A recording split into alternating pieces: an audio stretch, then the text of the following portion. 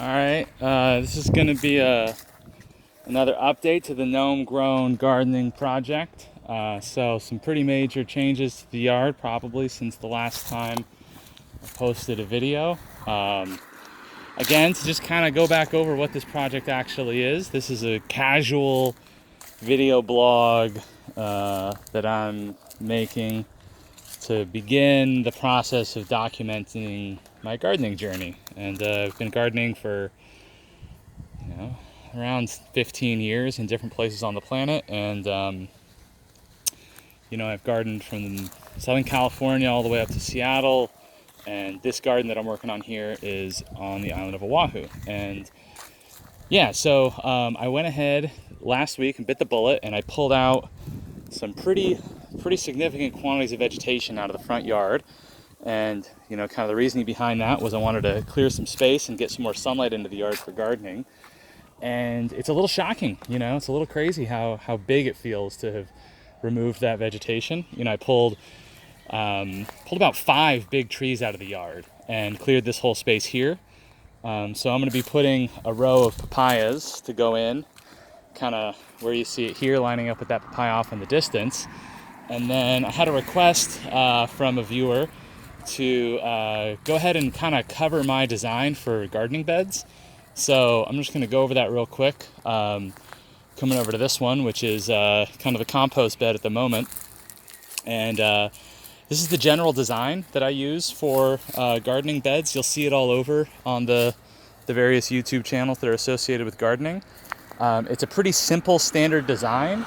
It uses 9 2x4s and 3 sheets of corrugated roofing panel. And what's nice about it is the cut list is pretty clean. You only end up with a few little extra 6-inch pieces on some of the cuts.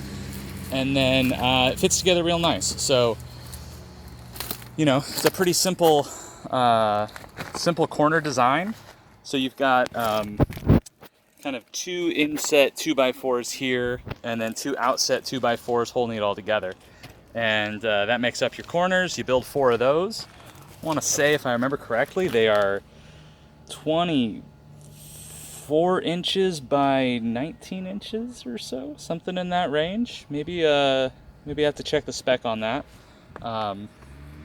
But you run a corner of right here at the corner. You're going to drop in a piece of a corrugated metal flashing. So this is just, you can see behind here where the flashing is. And that is kind of what is going to keep water from going out the corner here. It's going to force it to drain down. And then I use these sealed hex head lugs to mount it to the external frame. And it results in a real nice, strong box. Is really all you're building, is a very strong box. But it's nice as a design because you can, you know exactly how much gardening space you're getting out of them. And they go together real quick. It takes maybe like an hour and a half to build one. And then they're fairly light, so you can position them and level them where you want. You don't have to build them exactly in place. You can build them in one spot and then move them to where you want them to be. And this is an example of one that I've got planted out. Here I've got some Italian broccoli coming up over there. Here I've got some cilantro. Oh, sorry, I should actually focus on it. So here's some Italian, the lighting sucks. We're gonna come over here. So got some Italian broccoli right here. This is just planted a couple weeks ago. And then I've got some kale coming up here. Got one patch of basil right there, and then another patch of basil starting here. This is some Japanese mustard greens, and then I've got my cilantro growing right here in the middle. And who doesn't like a little cilantro? Really got to get your herbs in, man. Herbs are really important for cooking. And then this whole half of the bed I've committed to mint. That's a bit of a dare. Definitely challenging the forces of nature by planting that much mint. But I did have someone who was interested in potentially buying mint from me. So doing a little pilot run to see how much I can grow on a half a bed. The trees that I planted, I think they went in the last gardening video, are doing amazingly. So here we've got avocado. You can see that this has grown several feet since last time I put up a video. Here we've got our Mexican lime. I actually had to go through and trim this. It's going to be ready to go in the ground pretty soon here. It's actually going to go right where this big old pile of mulch is. And as you can see, the chickens have been tearing that pile of mulch up, spreading it all over. Here's our Tahitian lime. Remember that both this Mexican lime and this Tahitian lime, I put in those pots. Those were $15 starts, and now they are several foot tall trees. So it's really good to see. Here's our Eureka lemon, and you can see that the Eureka lemon is putting out some new growth here. So that's looking mighty nice. And then cacao, the vanilla's doing great. Just keeps growing more and more. Really, really happy with this plant. And then here, these are this is the wood that came from those trees that I had removed. And I'm gonna be building 4 more beds, just like you see here, going this way. So in a couple of weekends, after I get all this veg here cleared out, I'm gonna be building 4 more identical beds to these, and then putting them down here, and I'm gonna fill them with these logs and that mulch, and then I'll put soil in on top of that, and that'll be the new gardening beds. No fruit on the Mexican lime this year, at least none yet. I think we may have passed the window where fruiting is really going to be possible for this plant. Still have hopes for it, but I really think that we might be a little too dry here on the dry side of Oahu for that particular plant.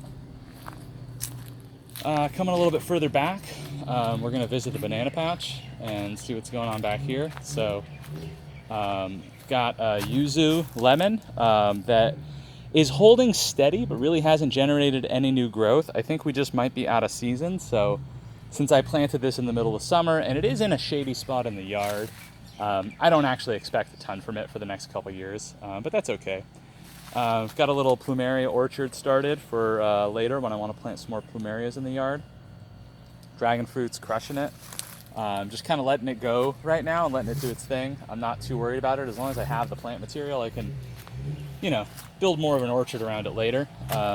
These bananas are doing great. I planted those a couple of months ago actually, and they've just blown up on me. And then here's its little sister banana right here. So this one here, this is a apple banana, and then this is an ice cream banana.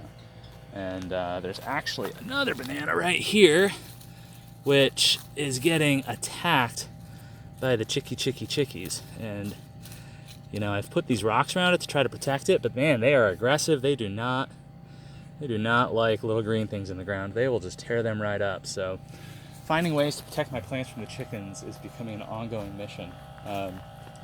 Blueberry here is doing all right. No major new growth since it's been put in, but that's all right. It's a new plant in a new spot in the yard.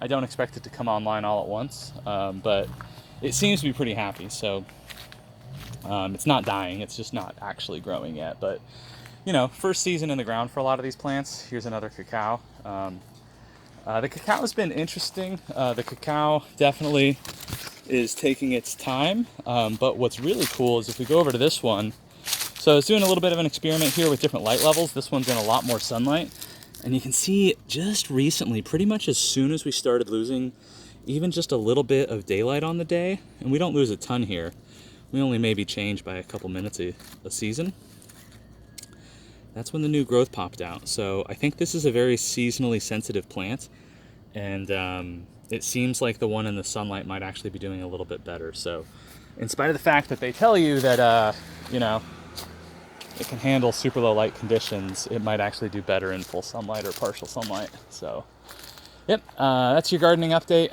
Not a ton of new stuff to add. It was definitely interesting. We took a pretty major hiatus during the summer. A lot of the peppers stopped doing as well, but you can see here this habanero is just going nuts. This is a beautiful habanero, and then all the habaneros have really come together. Earlier on in the season, I faced an issue with quite a bit of mold on the leaves of some of the peppers, and I had to cull a ton of pepper plants, which was really a bummer because that's probably my favorite plant to grow is peppers. And so what you see is what's left, and this is kind of an example. Like this one still has it, and I should probably just tear this thing out because it's not going to produce any peppers with that fungus on it. And the only ones that really survived it were the habaneros. The jalapenos all got decimated. The Anaheims all got decimated. My bells all got decimated. Pretty much no one survived the fungus except for the habaneros. And yeah, so that's your garden update. Probably update again in a couple months. Still working on it. It's going to be a work in progress. It's going to take me a long time to get this whole kind of tropical gardening space off the ground, and I'm learning a ton along the way. So, you know, journey with me and stay homegrown.